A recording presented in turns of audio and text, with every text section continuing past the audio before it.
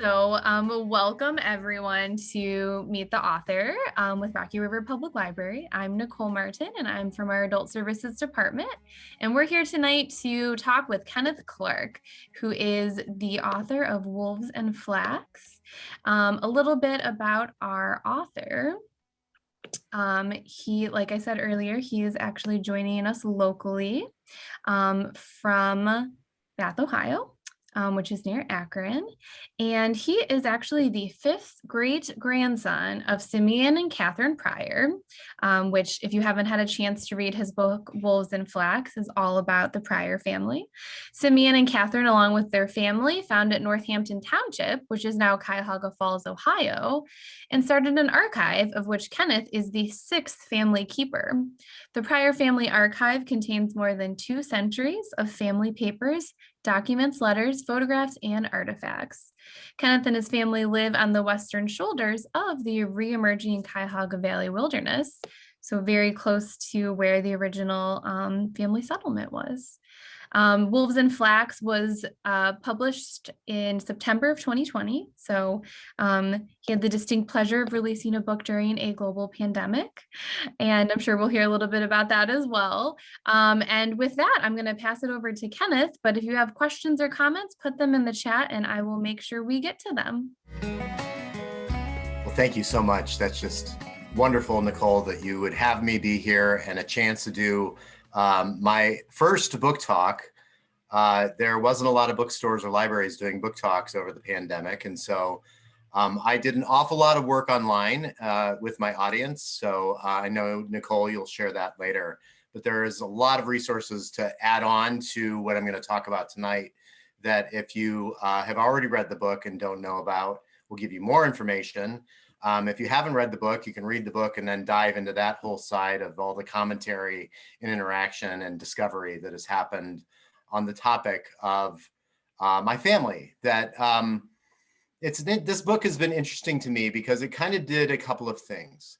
It talked about something that a lot of families don't have access to, and that's this stack of papers and documents and photos that started getting collected in New England and then made the journey from New England all the way over to what became Northampton Township, and which is now Cuyahoga Falls, Ohio.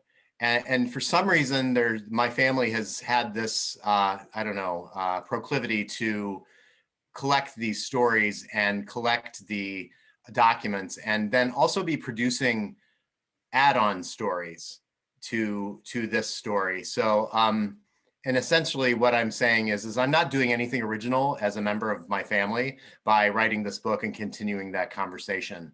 The original thing I've done is collect all this data and all these information pieces from all over the country, from small collections as they've been dispersed over the last 2 centuries, and bring them into one place for eventually they are going to end up in an archive here in Northeast Ohio. So anyways, with that, that's a little bit of introduction. I'm going to start off by reading a section of the book that I will get an image up here for you guys to see. So it's a document that is a letter that Simeon Pryor wrote his sister about a decade after they arrived. So this is a letter to his sister. Now, the way that we got this document is that there was a family reunion in 1898, and a East Coast family member brought this letter with her and then gave it to my second great-grandfather. So on September 21st, 1815, nearly 13 years after moving his family from Massachusetts to the Cuyahoga Valley in the Connecticut Western Reserve on America's westernmost frontier, Simeon Pryor wrote a letter to his oldest sister, Mary, in New England. "It is upwards of 13 years since I have heard from any of my brothers or sisters," he wrote, "except for yourself and Elisha." Elisha was his son, who actually stayed back home when the rest of the family came over. This 205-year-old document, passed down through generations of Pryor family descendants, tells us how difficult Simeon's 1802 autumn journey was and about the hardships of pioneer life for his large family in what would become Northampton, Ohio. When we came into this country, I brought 9 children with me. The 10th day on our journey, my 4th daughter, Lydia, was taken sick. We were then on the water as we came 500 miles by water. We was 40 days on our journey before we got there.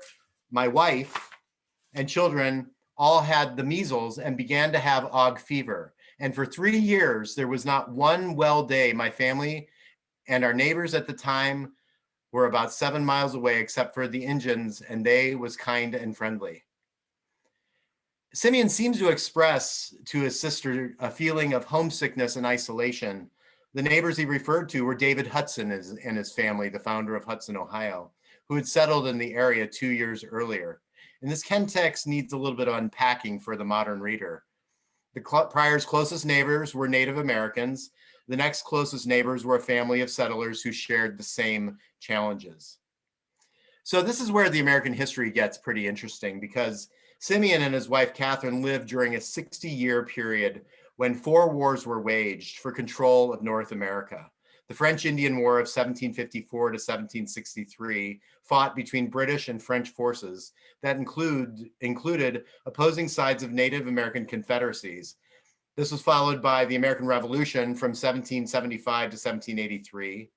The Northwest Indian War, known as the Ohio War, from 1785 to 1795, which saw almost every soldier in President George Washington's new standing army killed by the British-aided Western Confederacy of Native Americans during the 1791 Battle of the Wabash.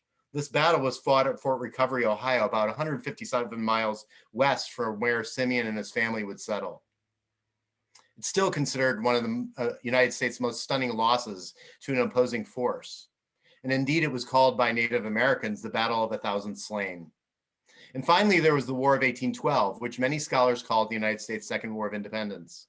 Until 1812, British redcoats still controlled forts in American territory, and this was the very territory that Simeon and Katharine settled in, which was desired by Tecumseh's Confederacy of Native Americans who were allied with the British. In this context, the Pryor story tells a tale of a vast and forested wilderness on the western edge of a fledgling nation. In other words, Simeon and Katharine moved their family to the front lines of a long simmering international conflict.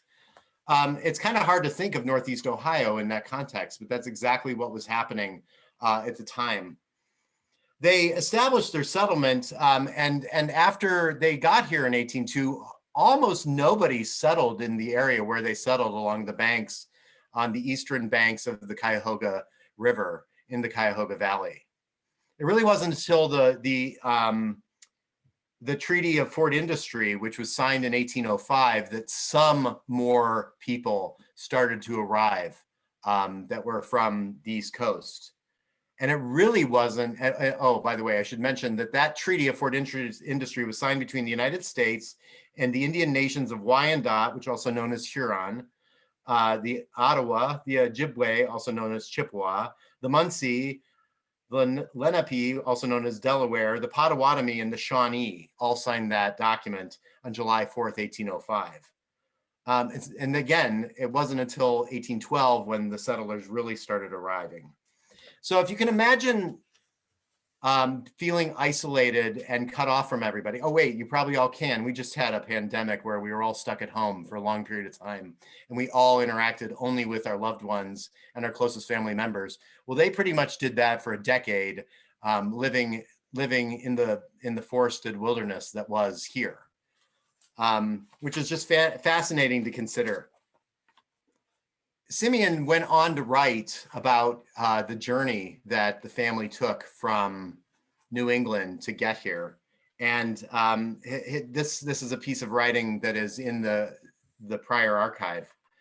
We were acquainted with Mr. Hudson and found it true that after one person goes from place to place, it soon becomes a trail and then a road. And even though we went by water, we followed a watery road down the Mohawk River to Oneida Lake, and then to Oswego onto Lake Ontario. There we purchased boats to take us the rest of the journey, for we were following the good advice of Mr. Hudson. The boats were flat, open boats being provided with sails and oars. We arrived at Queenston in Upper Canada. Then teams were hired to dray our boats around Niagara Falls At Fort Erie, we embarked on Lake Erie and bound for the mouth of the Cuyahoga River, navigating Lake Erie in open boats. It was laborious as well as dangerous. When the wind was favorable, we could use a sail, and when unfavorable, we used oars. This was a slow way of propelling watercraft. Then again, there was an absolute necessity of constant watch for sudden storms of wind and rain, and being prepared for every emergency that might arise by keeping boats near the shore. Then at the approach of night, there was great necessity of looking for a convenient harbor for our boats, and also to get on shore for a good place to make camp for the night. In this slow way, we arrived at the mouth of the Cuyahoga, which ended our lake navigation just in time for a sudden storm. We made ready to go up the river, for at this time there was little to attract us in Cleveland. For in 1800, there was only one cabin belonging to one Carter. Here we made camp on the east side of the river for a time, and all the land west of the Cuyahoga River was Indian territory. Some of our party went on a new path and then was called Hudson's Landing, near Brandywine, to Mr. Hudson's cabin. Here the women folks stayed for a while a log cabin was built. The log cabin that, I'm going to quit sharing the screen and then show you this log cabin real quick. This is technically the second log cabin that they built, but it's one that we have an image of. All right, this image that you're seeing was taken in about probably 1870 to 1890. And you'll notice that it is a 2-story log cabin. The original log cabin was replaced by this one. The Pryors eventually ended up taking on, just like the Hudsons did for them, the Pryors ended up taking on boarders as people arrived to the new territory and started settling the property that they bought through the Western Reserve Land Company. So I talked a little bit about the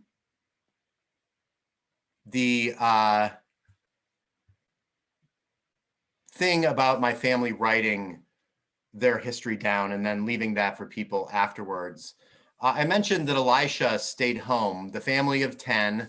It's ironic, but thinking about some of these writings afterwards, it's really interesting to think about how Simeon Pryor would get the number of people he traveled with wrong, or even would not know all the names of his kids in the various letters and writings that he wrote.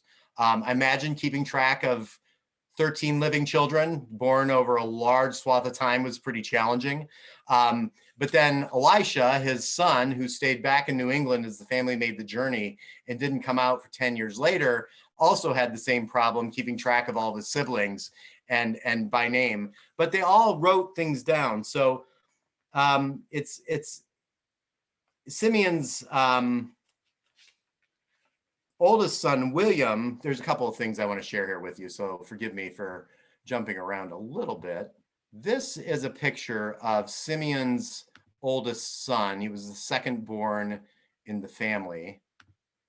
We affectionately call William Pryor Sr. Mr. Whiskers, which does take a lot of imagination why.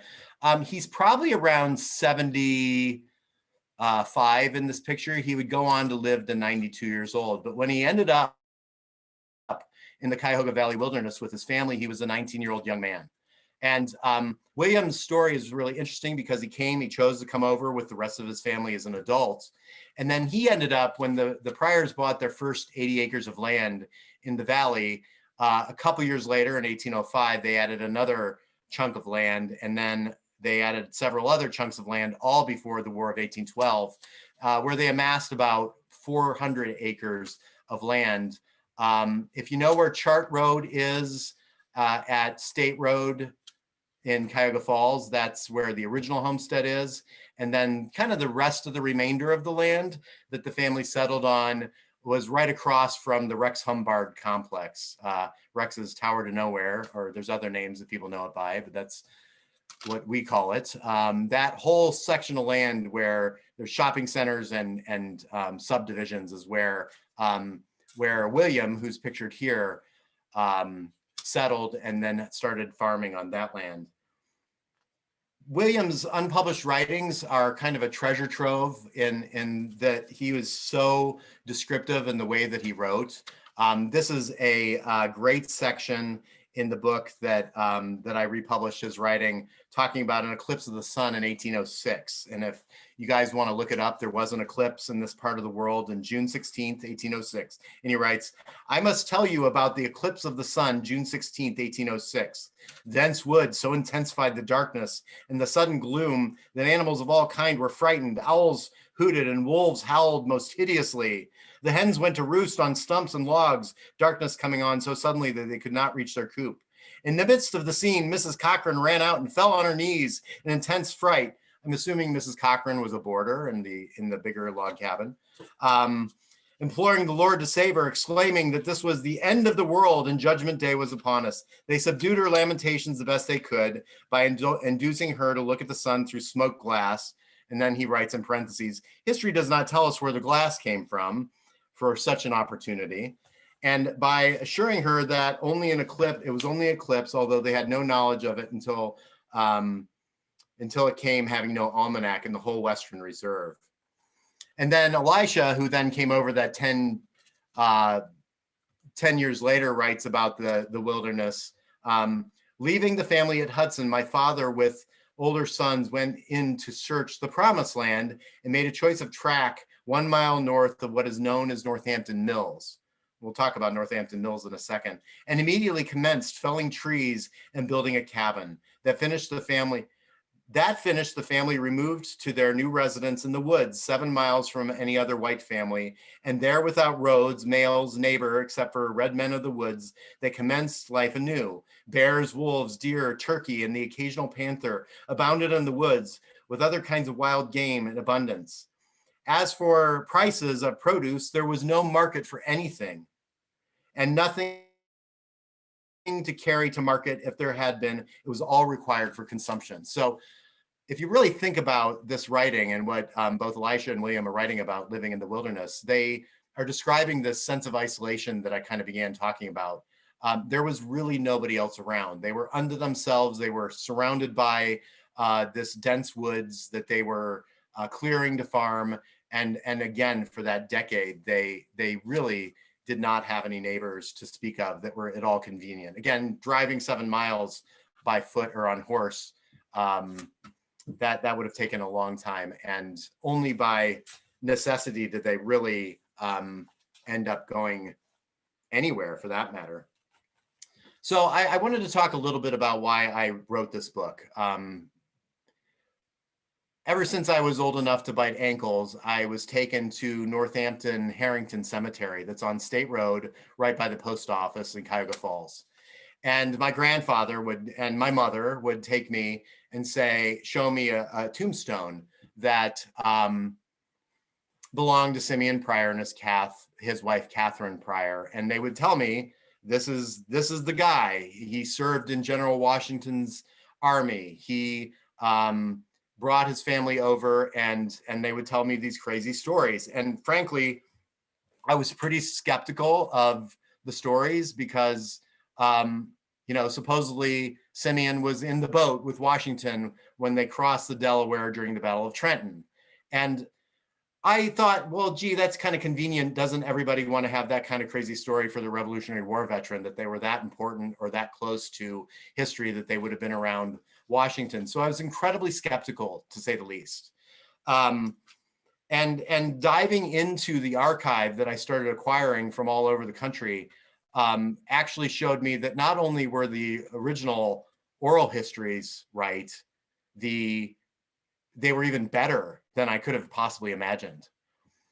And then this led me to talking to other folks that were interested in this topic and making connections so that we could do something around honoring Simeon and Katharine Pryor. And that's kind of when the book started, right around the time. I'm going to share another screen grab here. So this is my second cousin, three times removed. Oh, sorry about that. That's Emery Pryor there. And he was a lifelong resident. He grew up in Chagrin Falls, and then he was a lifelong resident of other places like Hudson. He was the CEO of a place called General Die Casters in Peninsula. And he and I teamed up with family members from all over the nation to put this new gravestone and memorial in Harrington Cemetery in Cuyahoga Falls, because the original one had become completely and totally entirely illegible, and nobody could read it, and it would the weather would cause it to fall over, and it was just constantly a problem. So we really wanted to do something to remember these first settlers and founders of Northampton Township. So that's an image of what we got done. And we did that almost exactly a year ago today. And since that day passed, Emery has since passed away. So I'm just glad that we got to actually start working on this project together and get that work done together, because it was so meaningful to him and so many others who have since passed away as well. Another old timer who, Nicole mentioned that I was the sixth, and it depends on how you count, sixth or seventh keeper of the Pryor family archive. If you start with Simeon and Katharine as the first, it's really seventh. The woman who was my great aunt who lived in Texas, she just recently died at the age of 99, but she is the one who passed this trove of historical documents and letters, including the very first piece of document, a piece of paper that would have been in the archive, and that would have been the original land deed that Simeon and Katharine brought with them from Northampton, or from, well, actually near Northampton, Massachusetts, and then named Northampton Township after that. So I'm going to share that with you here so you can get a look at that pretty cool little piece of history that has been preserved. This is not the oldest piece of archival material that I have. I have a couple of land deeds that go back to, one goes back to 1793, which is the land deed between Simeon and his father when he bought his first farm in Norwich, Connecticut. But this is the land deed that, and I don't know how well you can see it with being on Zoom, but if you kind of look under the second paragraph, you can make out Connecticut Western Reserve, which is where they bought the land from. So this is the thing that they carried with them that then my great aunt gave to me, and then really spurred me on to actually get the writing done and get this book published and release it in a pandemic, because frankly, if I hadn't have done it then, she wouldn't have been able to enjoy it before she passed away. And others like Emery would as well. So I need to figure out how to get out of the screen share here. There we go. All right, so anyways, that's kind of why I got into writing it. I wanted to document and pull all the stories together and get it out of the oral history space and actually put it into a story that I could share with others, not only with other family members, but the fact that the story, the way it reads, it's kind of an American story that, even if you don't know who the Pryor family is, you can kind of get into the story a little bit and feel who they were as people. So one of the things that is kind of interesting, if you are really into archives and into history, is I'll share another image here. And that is a piece of paper that actually literally rewrote history as a result of my uncovering it as a result of writing this book. And I had seen this piece of paper in the archive, and I didn't really, as you'll see, it's really, really hard to decipher what it is. But back in I believe it was in 1970, the Northampton Historical Society celebrated the 150th year of Northampton Township's founding.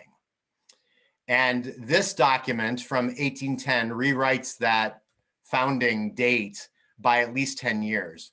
And it is the only piece of historical town governance that exists before, from the very, very early years, because there was a fire that burned most of the town documents from those very early times.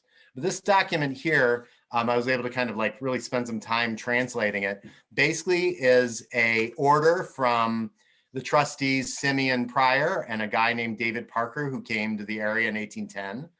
And they're telling Mr. Whiskers, or William Pryor Sr., to go build a road. And it says, to the director of highways, as they called him then, and then it gives the exact areas where he was to go build a road.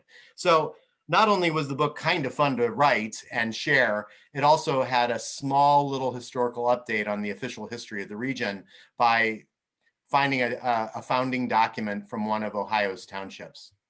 So that was a lot of fun to get into that.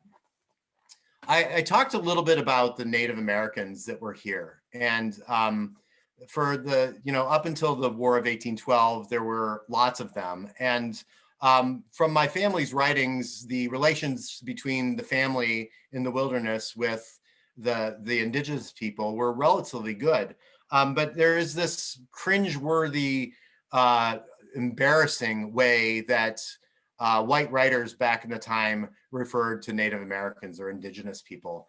And indeed, our history in that space of American history is a tough one, and full of all sorts of things that you look back and go, why did we do that? I wish we hadn't. But on the other hand of it, William wrote an awful lot about the Native American historical sites that he found right around where Bath Road and Riverview Road come together. And if you're curious to actually go find one of these, you can find it very easy. There's a parking lot near the Botsam Farm trailhead, which is just to the south of Riverview Road and Bath Road. And there's a mound that is called Botsam Mound. And Botsam Mound is a natural glacial deposit in the form of a mound that was then used by indigenous people as a burial ground. And that was documented by William, and then officially documented well over 100 years ago by the Ohio Historical and Archaeological Society, which is now known as the Ohio History Connection. There's a lot of really cool history around this part of the river. It was kind of an epicenter in Summit County of Native American culture. Unfortunately, a lot of that has been plowed over, but at least we have the writings, and I'll read a little bit here to show you what I'm talking about, because these writings became kind of the clues that official archaeologists would then go and use to document that. So William writes, of the 6 Aboriginal nations occupying territory east of the Cuyahoga River, the fierce and warlike tribe of the Ottawas controlled Northampton, except that west part of the river, which was occupied by remnants of the Mingos, of whom the celebrated Logan had been chief. With their town near the west line of the township and a fort of earthworks for defense just over in Bath, with a radius of about a half mile, are numerous mounds as large as 50 or 60 feet in circumference and from 5 to 10 feet high, which are overgrown with large trees. And Botsam Mound is one of these mounds that he's describing. So if you have a chance, I think that if you're over there where the Yellow Creek is coming into the Cuyahoga Valley and the Cuyahoga Valley River, you're going to find that is the old epicenter. Another epicenter of this that was documented by the Pryors in their writings in their archive, I'll find this picture for you, is around where they built a mill later on. So Mr. Whiskers, or William Pryor Sr., and 2 of his sons, William Henry Pryor and then David Pryor, built this mill that I'm going to share. And it was literally the center of all the flouring business in Northeast Ohio, or in, not Northeast Ohio, but in that area of Ohio, but it was one of those centers. But so what you're seeing here is the old mill right after it had gone out of service. And that bridge that you see is an old iron bridge. And that's right now, that is a bridge over this very waterfall that you can still see to this day on State Road. If you're familiar with State Road in this area, it's right by the car wash and the Village Thrift. And you can literally walk up and look over the edge down at the waterfall. And down where you see at the bottom of the falls in this picture, you can actually see an old millstone, the remnants of one, and you can actually see the foundational blocks that you could, if you look at the picture here, you can see the mill propped up on those foundational blocks. Those are all still there. So there's just a little bit of living history if you want to see that. I'm conscious of the time, and I want to make sure that we get through everything. So I'm going to shift gears a little bit and start getting into a couple of the other areas of the book. The one thing that I want to bring up that's important is that Simeon Pryor is credited with being the first settler of Northampton Township, but he didn't settle it alone. His wife, Katharine, was every bit of settler as he was. And they arrived with their 10 children. They left one child behind who later came in. And then she had 3 more kids on the frontier. Their first daughter lived to the age of 4, and she was the first white child born to a settler family in this part of Northeast Ohio. And she died at the age of 4. So if you can imagine their lives, where this daughter, who's the firstborn in the new frontier, being taken from them 4 years, after this living, talking, interacting person, it just must have been heartbreaking for Katharine. Their second child, a son, died after a year only. And then they finally had one more, which would have been Katharine's 15th child, if you can imagine that, born in 1808, and then he lived into adulthood. And he actually was the last one to live on the original property that they settled up until 1850, when he picked up and took off and went to the western frontier in Iowa and Missouri. But anyways, my second great grandmother, whose her name was Margaret Pryor Sohn, she became one of the keepers of the family archive, and she is somebody upon whose writing I also based a lot of my research on. But she was the one who recognized in writing first out of the whole family just what an amazing spirit Katharine Pryor would have had to have been, and what a strong woman she had to have done to not only move out to the frontier, but to have children and then support that entire family for as long as she did. So I don't know how we give women pioneers any kind of credit, but I guess I'm giving her that now. The one thing that I also wanted to solve when I was writing this book was there was a Wikipedia page that was up that talked about Simeon possibly being one of the first settlers of Northampton. And there was a lot of confusion in the family and discussion over whether or not Simeon and Katharine even were the first settlers of Northampton Township or not. And the writing of this book and the using of scholarly materials, there's a lot of books that I acquired. And if you get a copy of the book, you can see in the sources in the back of the book, there were a lot of sources writing about the Pryors up until about 1950. And then kind of the story goes cold. But through weaving all the stories of all those histories together, I was able to definitively prove through the historical record and then the family documents like that Northampton governance document that I shared with you, that they indeed were the very first in and the very loneliest of settlers because of where they chose to settle. I talked a little bit about that mill, and there's a section of the book that is really kind of interesting that so I don't know how many of you are familiar with Mill Falls, the relatively new Cleveland Metro Park that's in it's near Turney Road and Broadway in Cleveland. It's part of the Emerald Necklace. But that area was the area where everybody would have to take, the early settlers would have to take any kind of produce to be like wheat to be turned into flour. So Simeon wrote about having to do that, and I'm going to share that with you now.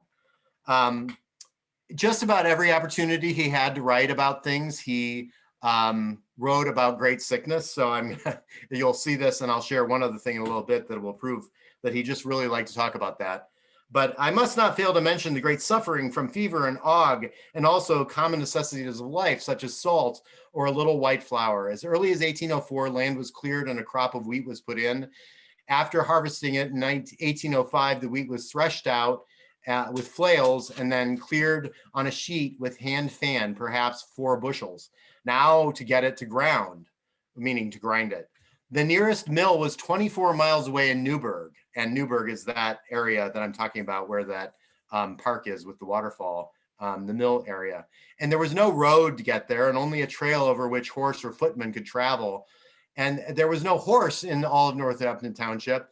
So in Hudson, there was a guy with a horse, and they would basically borrow this guy's horse, and the guy would take half of their flour as payment for borrowing the horse, and then the miller would take some of the flour, and they would come home with about 7/16 of all the flour that they had to grow by hand. So it just shows why they might have wanted to build a mill in the first place, that mill picture that I showed you, because it was just so impossible to get anything milled, and it was just so darn expensive. The other thing I uncovered when, and this is probably the last part I'll have time to share before questions, the other part of why I was interested in this is I really wondered why people would want to leave the relatively settled area of New England that they came from. Simeon was a native of Norwich, Connecticut. It's where he was born. Many of his families actually settled that as British settlers coming over in the 1600s. Katharine's family was from Northampton in Massachusetts, which is where they hailed from and why they named the town Northampton here in Ohio. But where they were was settled. There was town halls and churches and people to trade with, and they traded all that for this wilderness. And it was because of Simeon's Revolutionary War service that prompted the move to the land. So Simeon was a soldier of the Revolution, and he served in a couple of the major battles, Battle of Trenton being the biggest one. And he applied for his pension as a very elderly man, was denied because there wasn't anybody around that he could find that was alive, that could remember he was there with them. But eventually they found somebody to verify, and he was given his pension, which I'm sure was a great relief. So this is what he wrote that I have that are unpublished in the archives about why they came out to Northampton in the first place. We had heard much of the fame of George Washington and of his courage and wisdom, but little did I think when I enlisted as an armorer under Colonel John Durgee in 1776 and joined the army at King's Yard, New York, that I would ever be fortunate enough to more than observe him at a distance. But I was permitted to do many things for him. As a machinist, he was a blacksmith. That gave me great pleasure, for there were more personal and intimate nature than anyone knowing the high standard of workmanship required to please the general may understand the honor that I felt when I was asked to shoe his white horse. I also made a special little iron contrivance that was used in the bombing of ships. This small, sharp iron missile would spring apart and tear the sails to shreds. After being at Painter's Hook, the regiment went to Fort Lee and later participated in the Battle of Trenton. Here I was a member of General Washington's bodyguard. So students of history will know that Washington spent the duration of the war in a tent and camped with his men. So it wasn't actually at all uncommon for enlisted and officers to be around General Washington because he was there with them in the field. And you can go to the Museum of the American Revolution in Philadelphia and actually see this tent in person. Okay, here I was a member of General Washington's bodyguard, in fact, being in the same boat in which he crossed the Delaware. After much sickness and distress and with little money, he was discharged, I made my way back home to Connecticut. I had visited with many travelers who spoke of the land beyond the Ohio. In fact, General Washington once said when asked what he would do if the revolution turned out contrary to his expectations. And he said, why, I would take my family and move to the Ohio. And by that, he meant the river. And again, any student of history knows that General Washington was a surveyor out in the Western lands back in the day, and he would have been intimately familiar with this territory. So even though the United States won the war, many American Revolutionary veterans did exactly what Washington spoke and moved west after the war, with places like Marietta, Ohio, having more Revolutionary veterans buried in its historic mountain cemetery than anywhere else outside of New England. Washington may have planted the seed of an idea, but the decision to move the Connecticut Western Reserve was one Simeon and Katharine made together. So I'm conscious of the time, and I've covered about half of the book. There are so many more stories that I could tell and share with you guys. But, you know, I guess you'll have to read the book. Hopefully I've wet your whistle a little bit and wanting to explore more. Thank you so much, Kenneth. Yeah, as I said earlier, there's just so much intriguing content and history in this book that we could talk for hours, I'm sure. And I love that the somewhat inspiration for this was your skepticism about the Delaware boat story. And then it turned out that it actually was true. Yeah. And not all that weird. I mean, there were a lot of boats that went across the Delaware. He was a bodyguard. He had enlisted bodyguard. I mean, yes, the proximity of my relative to Washington is pretty darn cool, but a lot of people had that proximity because Washington learned very early on, if he wanted to actually lead people from New England, he had to kind of get rid of his I can't say the word, aristocracy. Yeah. of Tidewater, Virginia, and kind of the royalty, the way they looked at life was very different in New England. Mm-hmm. Yeah, I'm sure that was like a culture shock of sorts. So totally. So he learned he had to live with the men in order to get them to fight. Makes sense. Well, it worked out well for him, right? I guess. Yeah. And he survived the war, so that I can talk about this. Well, I would love to see if anyone from the audience has any questions. And I did pop a link in our chat that is to get Wolves and Flax through the library. So there's multiple copies in CleveNet available, some from us, some from other branches that are part of CleveNet. So go ahead and follow that link if you have yet to read the book. I also am going to drop in our chat the Facebook group that Kenneth mentioned, which has a lot of really interesting content, more deep dives into history on there. Lots of cool stuff if you're interested. And yeah, if anyone has questions or comments, you're welcome to put it in the chat box. You can also, if you would like me to unmute you, if you have a mic, just go ahead and put that in the chat or raise your hand and I can do that. Just anything at all. We've got just about 10 minutes or so. So while people are thinking about questions, Kenneth, I will ask you a question about what was your favorite thing that you've uncovered about your family? Was there one fact that stood out that was the most interesting, or something that just really, you're so glad that you uncovered this? Oh gosh, there's too many to count. Some of them are like history that you didn't know you would uncover and you almost wish you didn't. Stories of high crimes and white collar criminals in my family that one was quite an amazing one. But really, the name of the book comes directly from the writings of my family. I have a family member who's in Texas who has a flax wheel. Flax wheels are kind of weird. You can see a picture of it on the Facebook page, but they actually have two wheels and they're more complicated than just using a wheel for wool. And they had to actually grow flax and then spin flax for their clothes because the wolves would eat their sheep. And it's just kind of hard to think about having that problem nowadays. It's like, yes, I don't know, the feral cats are going to eat your, I don't know what would be the equivalent for now, the coyotes. Right. Yeah, maybe. Yeah. So it wasn't until, unfortunately, all of the wolves were eradicated that they could then start having sheep and protect them and actually grow wool. Wow. Again, it's just so astonishing when you think about how much work had to go into just everyday survival. Yeah.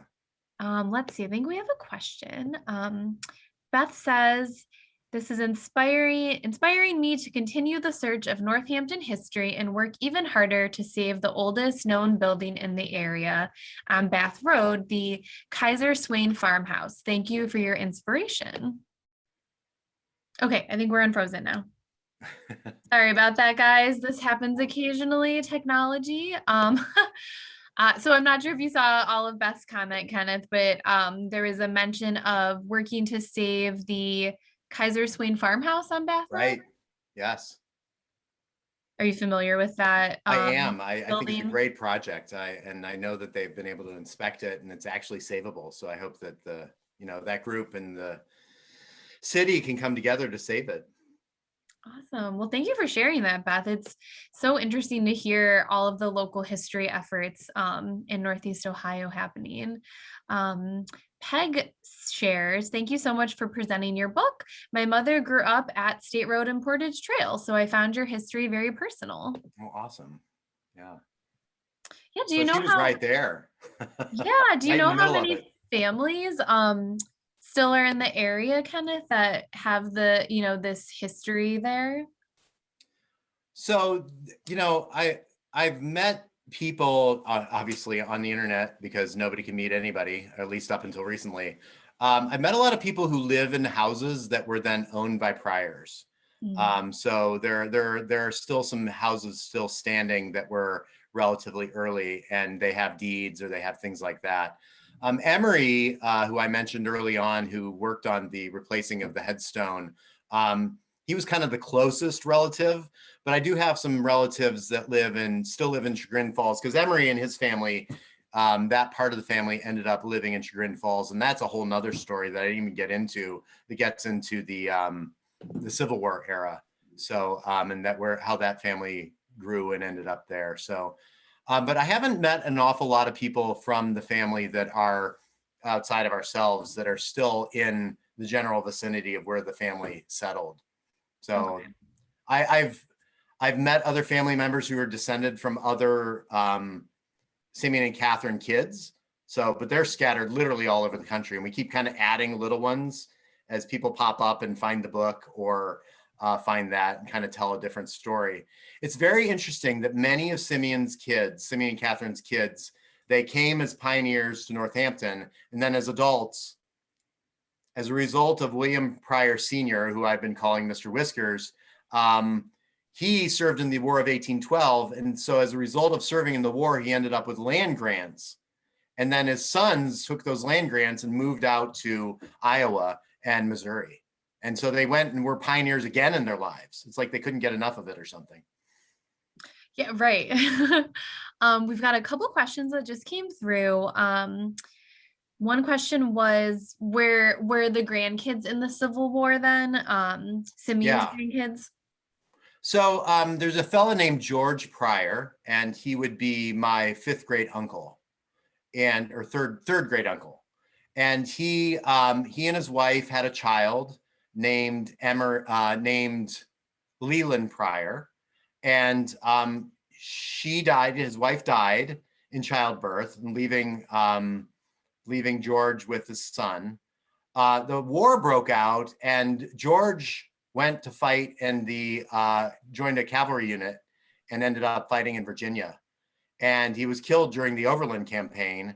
And so Leland was raised by Mr. Whiskers and his second wife until they died.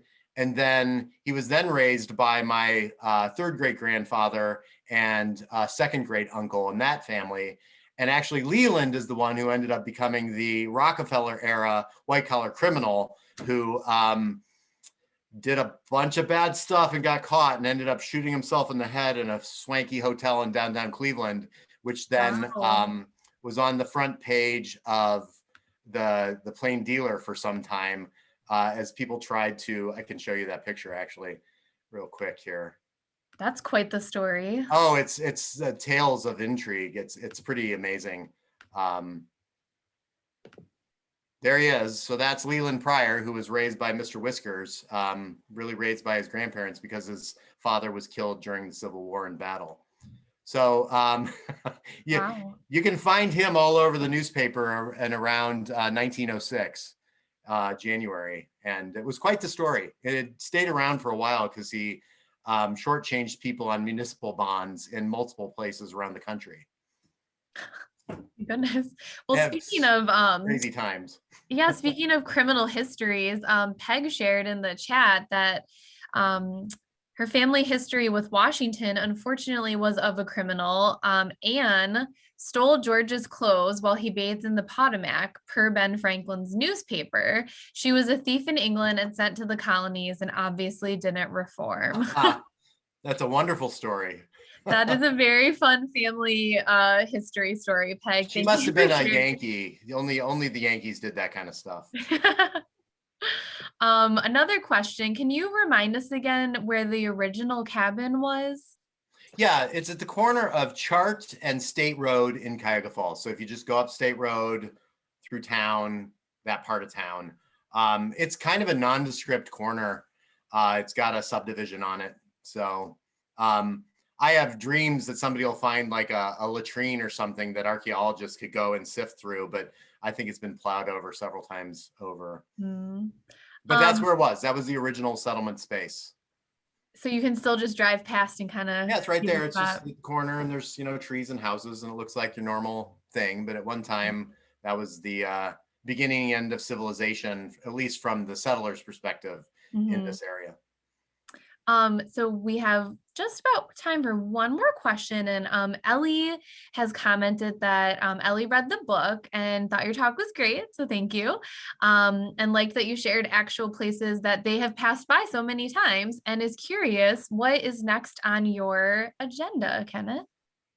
Well, so I published a book, and again, I told everybody that I was inspired to get this book done by the replacement of Simeon and Katharine's headstone, and collating and kind of settling some of that skepticism that I had.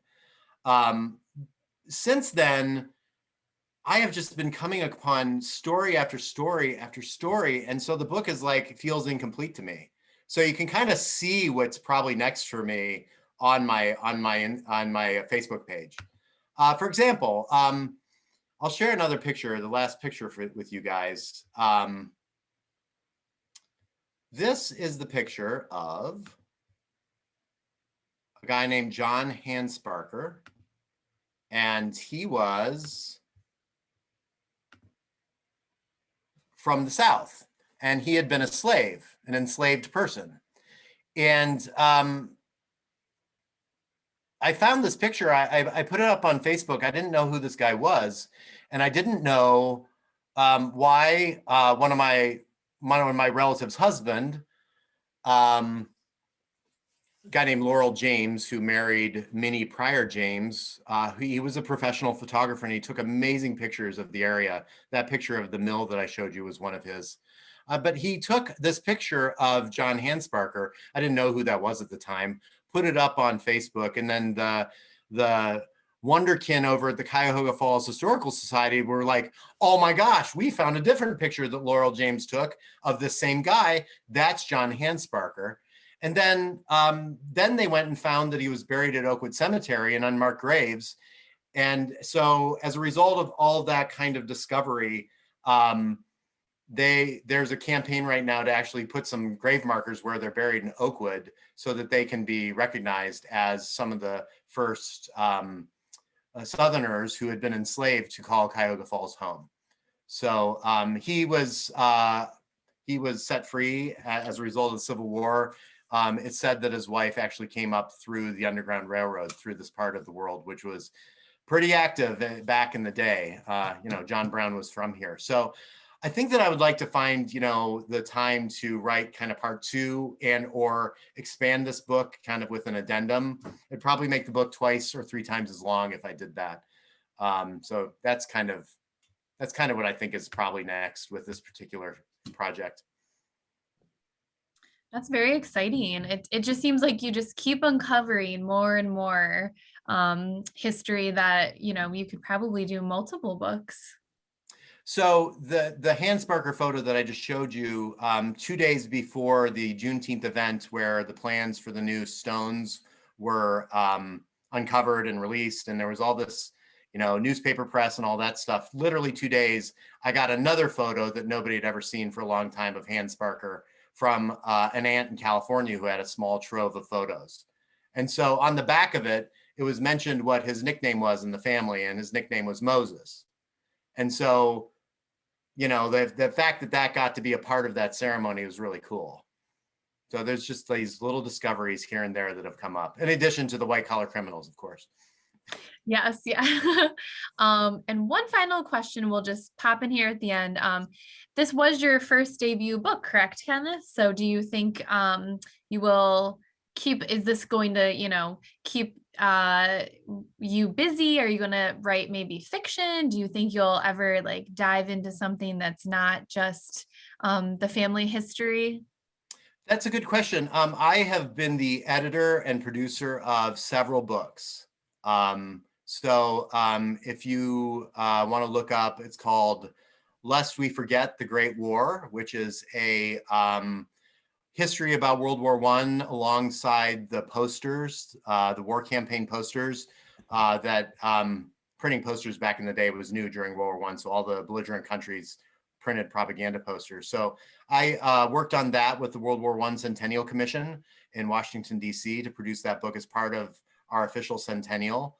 And then several other books. I published the story of a Vietnam Medal of Honor recipient and a couple of other books. But this was my first one that was kind of mine and my story. So it was kind of fun to, you know, be on the production side, but then also be the writer. The arguments I had with myself were great. Yeah, very different being the author versus an editor, I would imagine. Yeah. Yeah, but it paid off because I got some great coverage in the Plain Dealer and the Beacon Journal and, you know, some of the smaller newspapers. And again, with that Hansberger story, this book came back up in a mention in the news. So I'm just glad that it has some relevance and that people are enjoying it and that it can add to the story of who we are as a region. Yes, yeah, it's a great book. I highly recommend if you haven't read it yet, purchase it through your local bookstore, get it from us through the library, do both. There's so much interesting stuff there. And as was pointed out by our guests, you can drive past some of these locations. Yes. So thank you so much, Kenneth. I really appreciate you making the time to virtually visit us here in Rocky River. It was such a great talk. And we wish you the best with your future books. Hopefully your next book, we can have an in-person visitation. Yeah, in person would be nice. This was a little strange, but I'm glad people enjoyed it. You did great. It was Oh, awesome. good. And lots of great comments. Thanks everyone for attending. I will send a follow-up email with that Facebook link again if people are interested in that joining that conversation of history on there. And just thanks again. It was wonderful having you. Have a great rest of your night, everyone. Thanks, Nicole. I really appreciate the invitation. Of course. Bye. Bye.